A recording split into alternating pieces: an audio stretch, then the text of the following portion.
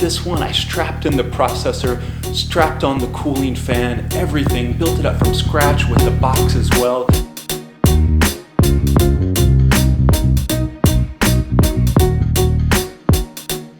Italy, as of this last Sunday, has 6 regions in the orange zone, up from the yellow into the orange. No regions are in the red zone, which is good for the coronavirus, but they've put 6 regions into the orange zone, and what that means is you can no longer dine in the restaurants, and that also means I can't get a coffee inside, I gotta get it takeaway.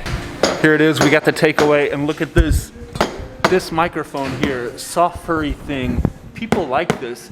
Talita likes this. Talita. I like it so much. There it is. We're gonna get this cappuccino takeaway because that's all we can do right now in Italy. Now, why do I use a Windows PC versus an Apple? What's my computer storage setup, and how do I run Premiere Pro on my computer? And also, how did I build my own computer to rival the Mac Pro? And by the way, mine costs $2,300 to build. The Mac Pro starts at $6,000. What about yours? Let me know in the comments below. What are you using and how much did it cost?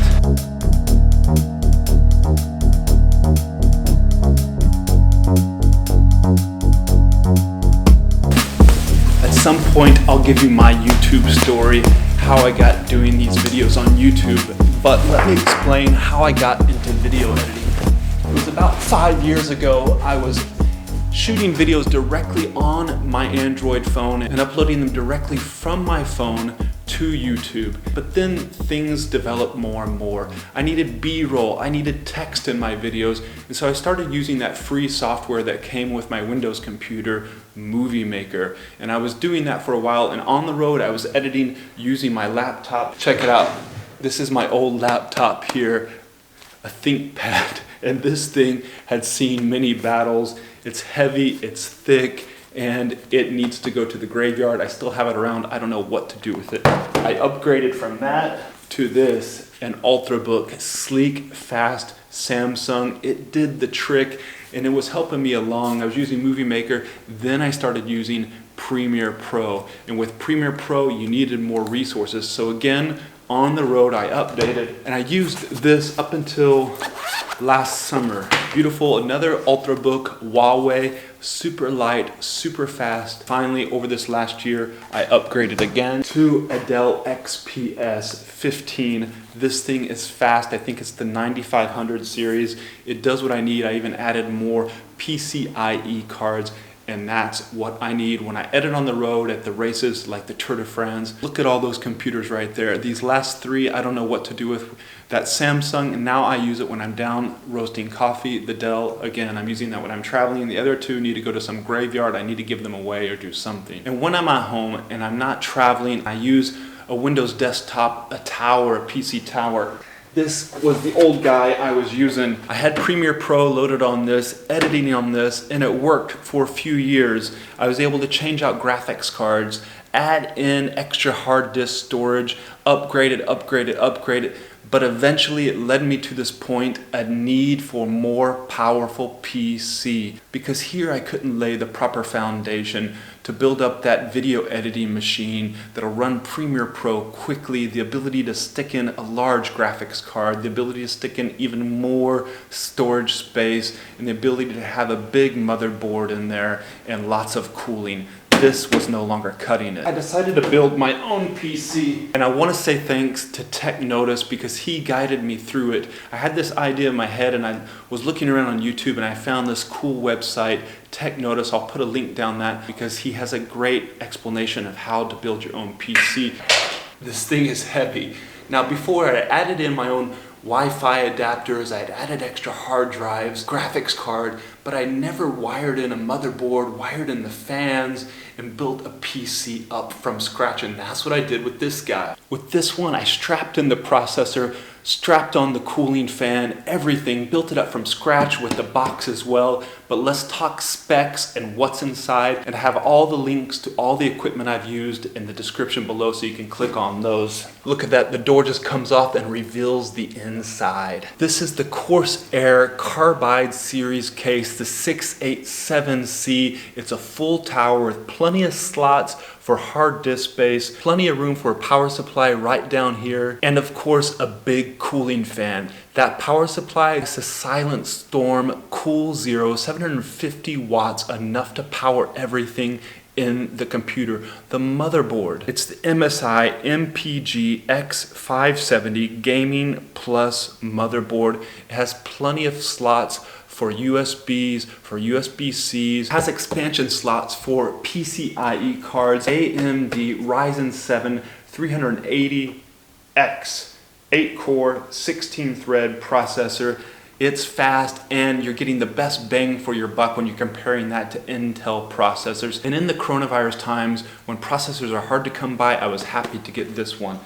The fan, it's this Be Quiet fan, and that thing sticks out. It has two huge fans in there as opposed to water cooled. And the thing is, with water cooled, you can't easily tell if it's not working. Here with the fans, you can easily tell if it's not working. This thing is stealth and black and looks cool and is what I wanted in this computer, all white and black. The AMD processor came with the cooler already, and this thing's heavy, but I didn't use that. I went with the Be Quiet. Let's talk RAM. I have two Corsair Vengeance RAM cards in there, 16 gigabytes each, 32 gigabytes total, 3200 megahertz. Now I could have gone with more, but I'm not editing 8K videos. The GPU, and these things are hard to come by in coronavirus times as well. It's the NVIDIA GeForce GTX 1650 Super OC Edition, and it's right in there. You can see it. It's a big thing strapped in there. I could have gone with more. These things are expensive, but Premiere Pro doesn't rely so much on the GPU graphics card. So this one, middle of the range, it suited me well. And hard disk, I have a lot of those in there. I have two of these Sabrent Rocket PCIe cards, and they slot right into expansion slots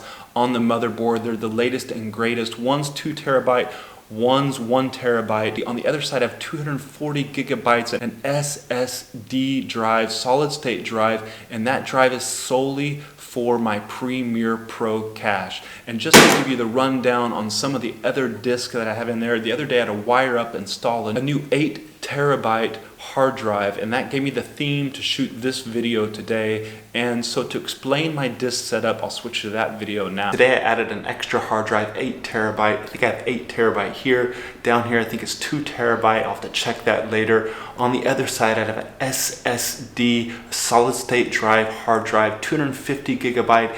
That's dedicated just to my Premiere Pro cache, and that helps everything run along quickly when I'm editing on my PC. Down here, I don't know if you can see it, but this is what my computer runs on.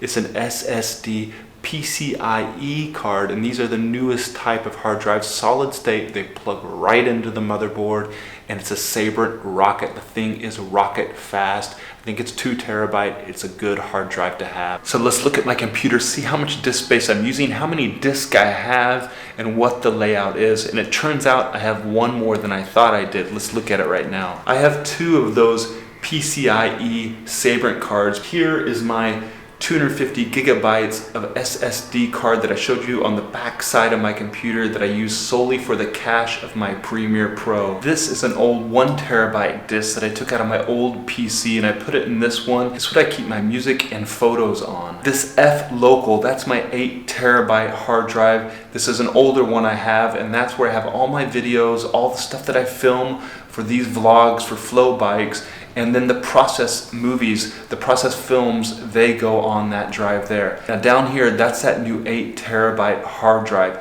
So what I'm using that for is to back up all that stuff that's on the other 8 terabyte hard drive. And down there you see an external hard drive. That external hard drive holds the race footage, replays of Paris-Roubaix, the stages of the Tour de France, those footage that we need for flow bikes, and I take that with me when I travel so I can always access those races. That's the rundown of my PC here at home. Let's talk specs and prices on this computer and how it stacks up to the Mac Pro. But before I do that, I need to unbox some things that arrived this last week. Some big items arrived. Okay. Look at that. These are new Illy cups. Well, old Illy cups, but still new from 2014 from the American artist Robert Wilson, the Watermill collection. Be watching my Instagram, Gregor1, because I'll be posting plenty of photos of these cool cups and hopefully some latte art to go in them. Some other time, I'll have to do a video on all my Illy cup collection because I love those cups. I've been collecting them for about 15 years and I have so many of them and I've broken so many of them as well. Any ideas what this is? I have the package slip right here, I already know. And if I'm right, it's about 12 kilograms heavy. Yeah, coffee beans, green coffee beans, Brazil, Honduras, Colombia. I got 4 kilograms from each country. Green coffee beans, I'll be roasting these up and drinking them probably over the next 3 to 6 months. One final thing, and this does relate to the computer and you can already see what it is. Presonus Eris E 3.5 monitors or speakers.